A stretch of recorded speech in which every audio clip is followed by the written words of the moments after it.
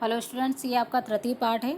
इसका हम short revision लेते हैं। इसको भी मैं आपको हिंदी में शॉर्ट स्टोरी समझा देती हूँ, जिससे आपको भी पता रहे कि ये पूरी स्टोरी है क्या। क्योंकि जब हम संस्कृत टू हिंदी करते हैं तो उसमें होता क्या है कि आप लोग आधी बातें समझ पाते हैं, आधी नहीं समझ पाते हैं। तो जो मैंने मेन वीडियो बना रखा है चैप्टर 3 का, उसको आप सुन लें और लाइन टू लाइन संस्कृत से हिंदी को समझ लें। इसमें भगवत दज्जुकम, ये एक संस्कृत भाषा का एक प्रसिद्ध प्रहसन है, मतलब एक हास्य स्टोरी है। इसके रचिता जो है बोधायन है। इसमें प्रस्तुत प्रहसन में एक वसंत सेना है नाम की एक गणिका है, मतलब एक नाम है उस लड़की का जिसका नाम है वसंत सेना, और वो एक गणिका है। वो अपनी दासी, या हम ऐसा बोलते कि वो उसकी सेविका के साथ, सेविका का नाम था परभृतिका, के साथ बगीचे में घूम रही थी। गणिका के जो प्रेमी है राम मिलक, उससे मिलने वहाँ आया था।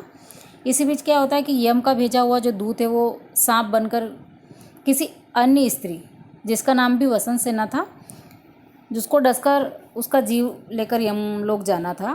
पर वो क्या होता है कि वो इस वसंत सेना को डस लेता है। कौन सी वसंत सेना? जो राम मिलक की प्रेमिका थी।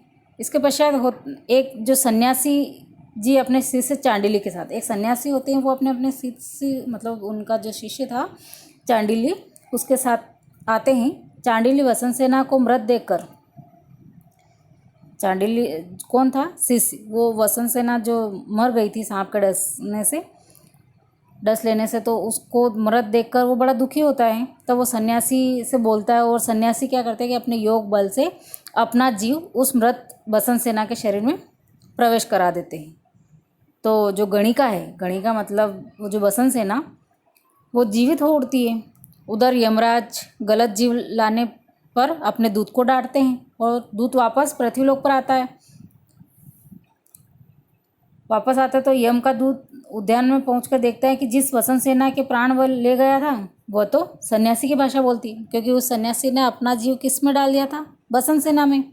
तो यम का दूत अपनी गलती को सुधारने के लिए वसंत सेना के प्राणों को सन्यासी के शरीर में डाल देता। अब वो उल्टा पुल्टा कर देता। कर क्या देता है कि उधर सन्यासी मर जाता है तो सन्यासी के शरीर में वसंत सेना के प्राण डाल देता है, और वसंत सेना के शरीर में किसका आ जाता है? सन्यासी अपने योग बल से डाल देता है, जिससे सन्यासी जो है वो गणिका की भाषा बोलने लग जाता है, और जो वसंत सेना थी वो सन्यासी की भाषा बोलती है। इससे जो ये जो स्टोरी है वो एक हास्यप्रद हो जाती है, हंसने लायक हो जाती है।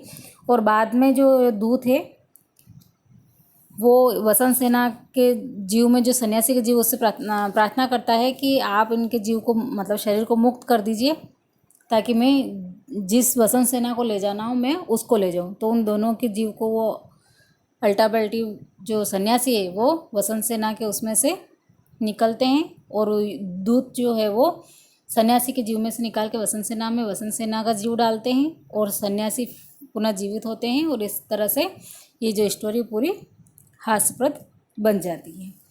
ठीक है, तो स्टूडेंट आप इसको line to line main video इसकी देख के अच्छे से समझें, इसके शब्दार्थ लर्न करें, और शब्दार्थ में सभी के अर्थ, शब्दार्थ के संधि विच्छेद, और सभी के अर्थ जब तक आपको नहीं पता होंगे आप अर्थ नहीं समझ पाएंगे। इसमें अभ्यास में क्या है, फर्स्ट वाले प्रश्न में वही एक पद में उत्तर देना है। तो आप सभी को जहाँ कीम क कस के इसकी जगह एक पद में उत्तर देना है। फिर सेकंड वाले में संधि विच्छेद करना है, तो अलग अलग एक ही शब्द के अलग अलग संधि विच्छेद करना है। ठीक है, तो आप ये अच्छे से समझ लें। फिर क्वेश्चन नंबर 3, इसमें अवयव पद बताने हैं। वाक्य दिए हुए हैं, उसमें अवयव पद छांटना। जैसे राधा अपी नृत्यति, तो अपी है। उसी तरह से एक में कदा, अधुना, सदा, श्र इत्यादि, ये सब क्या है? अवयव है। अवयव वो शब्द होते हैं जो कभी लिंग वचन कारक में परिवर्तित नहीं होते, जो जैसे होते हैं वो हर जगह उनका वैसे ही प्रयोग होता है। क्वेश्चन नंबर 4 में क्या दिया हुआ है कि अधोलिखितानि कथनानि काम का कम काम के प्रति कथनी, मतलब कौन से वाक्य किसने कहा?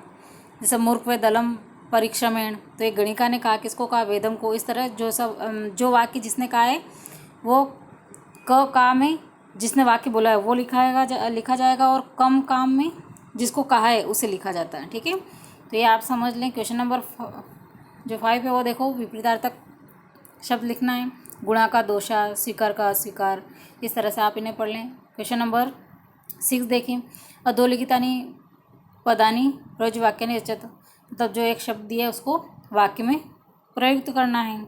ये दिए हुए हैं, आप इनको लर्न करें, ठीक है। क्वेश्चन नंबर 7 देखिए, मूल शब्द वचन और पदानि, इसमें वचन कितने वचन, मतलब एक वचन, द्विवचन या बहुवचन में, और कौन सी विभक्ति में चलाना है वो शब्द आपको दिए हुए हैं।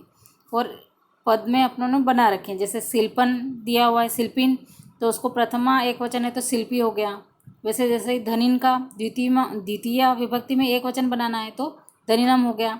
इस तरह आप इसे देख लें। और नीचे देखें आप योग्यता विस्तार में पर्यायवाची शब्द, सर्प, लोक, शरीरम, भू और क्षिप्रम।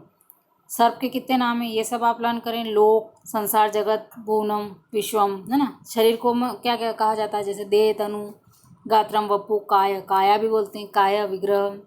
भू, अब भू मतलब पृथ्वी, तो धरा, पृथ्वी, धरनी। अचला, अचला भी बोला जाता है। अनंता, धरित्री, वसुधा, वसुंधरा। विप्रम मतलब शीघ्र, जल्दी, तो दूत्रम, शीघ्रम, त्वरित, सत्वरम, चपलम, तूर्णम। तो ये सब आप अच्छे से लर्न करें। और योग्यता विस्तार के पूरा पार्ट, प्रश्न रूपक भेद और पसंद हुआ अभी तक केरल के मंदिरों में प्राचीन, ये पूरी स्टोरी आप उसको रीड कर लें, ओके। और अच्छे से चैप्टर समझ के लर्न करें।